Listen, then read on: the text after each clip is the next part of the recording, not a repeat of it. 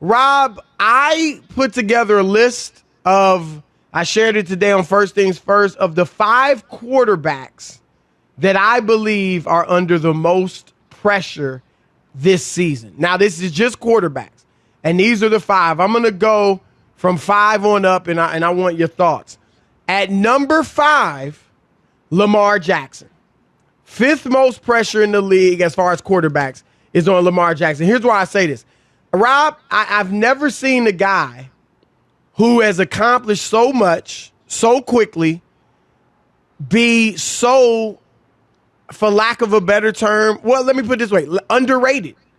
I don't want to say full out disrespected, but underrated. He went last, and it's not just players or not just media or executives or some fans, but players dropped him last year from the best player in the league to 23rd best in the league, in their preseason rankings, top 100.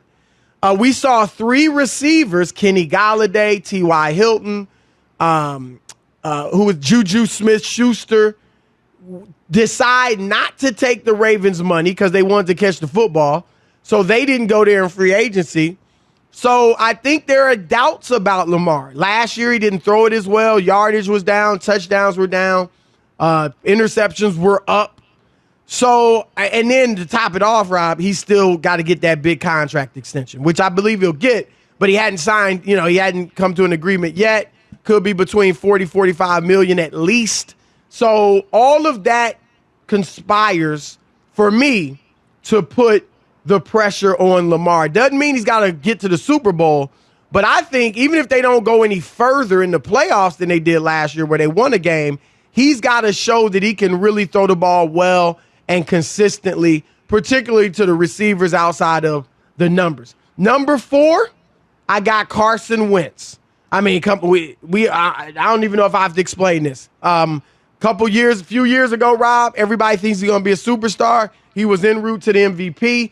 Now he's back with the coach, Frank Reich, who was the OC when Carson was at his best. And that team, Rob, Indianapolis is ready to win now. They've got the defense. They've got the running game. They've got the offensive line. The coaching staff is respected. So if they don't make the playoffs or play well, people going to put it on Carson. And also, he's got to show that he can stay healthy. He's been hurt in some way, shape, or form ever since he got out of high school, basically. All right, number 3, Matthew Stafford. We talked about yesterday how the great Peter King picked him to win, not them to win, to get to the Super Bowl, but also for Stafford to be the MVP. It's a guy that's been to 1 Pro Bowl, a guy that's never won a playoff game in 12 years. And it's not like they didn't have anybody, Rob. Calvin Johnson, Jim Caldwell's a Super Bowl coach, and, had good records when he was there. And they had a good defense a few of those times when they made the playoffs, and still hasn't been able to pull out a playoff win. So, again, same as Wentz. The defense is legit. The receivers are stout. The offensive line is good. They got a good coach that's respected, that's proven he can at least get to a Super Bowl. And now people are looking at Stafford to take them over the top. Huge amount of pressure on him. Number 2, Tua Tagovailoa. Rob, I don't know if I've ever seen a guy written off so fast. I mean, he's played 10 games. And we had reporters on here, Charles Robinson from Yahoo, a plugged-in insider, say not only everybody knows that the Dolphins would love to trade for Deshaun Watson. So first of all, you got them willing to trade for a quarterback who, I hope this isn't the case. I hope justice is served, really, but who may never play again in the NFL. They're willing to trade for him. That seems to be a very big lack of faith in Tua. And then Robinson told us, Rob, if Houston were to do that trade, they don't even want Tua back. I mean, so people around the league don't think this dude can cut it. So I think he's got to go out there and prove it. And then finally at number 1, Rob, the guy who I believe has the most pressure on him this season at the quarterback position, Baker Mayfield. Because people are expecting huge things from Cleveland. Some people think they're going to the Super Bowl. Some people think they're the biggest challenger to Kansas City in the AFC. And it's similar to the other quarterbacks on this list, or a few of them. The defense is much improved, Myles Garrett and others. The receivers are proved. Jarvis Landry is legit. OBJ, I mean, we know how talented he is. The tight ends are good. They got arguably the best running game in the league. The offensive line is arguably the best in the league. That coaching staff is good. The front office now with revamped is good.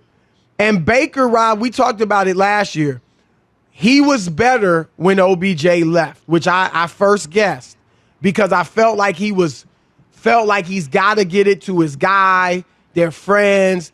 OBJ's a bigger personality, more of a celebrity. And I'm not saying he was pressuring Baker, but I feel like Baker felt the pressure to get him and try to force him the ball. And now Baker was great last year after OBJ left. So can he show the strength of personality in that he's the leader of the team where he's not forcing it to OBJ when it's not there? And he's just throwing it to the open man.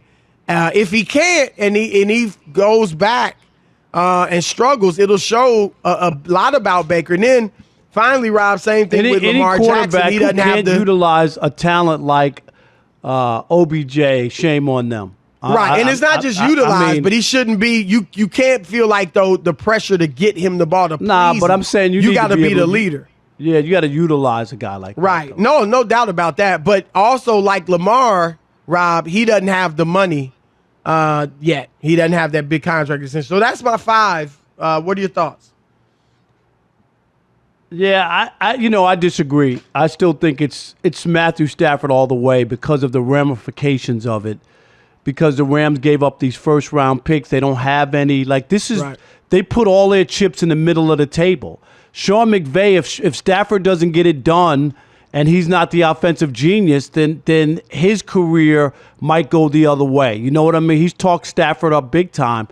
He already went to the Super Bowl with Jared Goff. So if this doesn't work out or things don't happen, I think there's a ripple effect. People will officially stamp Stafford as a bum, despite all his numbers, Chris. You know what I mean? That he went to the Rams and couldn't win the big games or whatever it was. So I think it's all on Stafford. He's been talked up and ballyhooed more than anybody who's ever played a decade in the league who never won anything. I've never seen anything like it, to be honest. So I think he is without question. Most of the other guys you talk about, I agree. I know we saw somewhere where Aaron Rodgers was on a list of, I don't know, was it intriguing stories or storylines?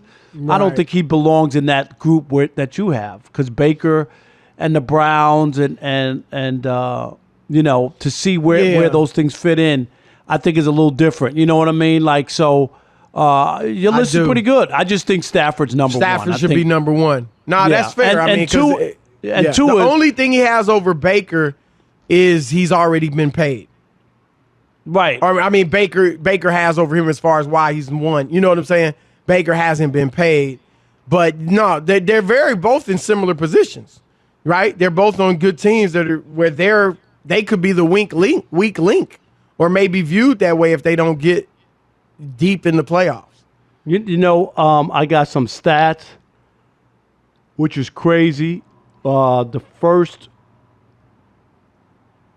3 years in the NFL, who had more touchdowns, Lamar Jackson or Patrick Mahomes?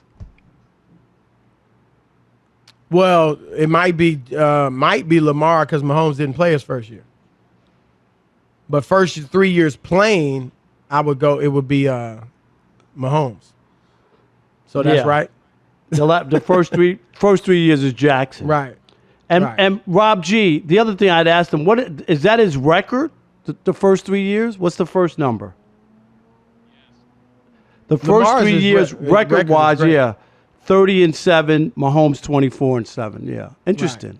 I'm just saying, it ain't that far off of where Jackson is, but the respect issue, right? I'm just saying, it's style like his numbers aren't that bad, right? No, it's style of play. They get it done different ways, and most people don't think there's the longevity in the way Jackson gets it done.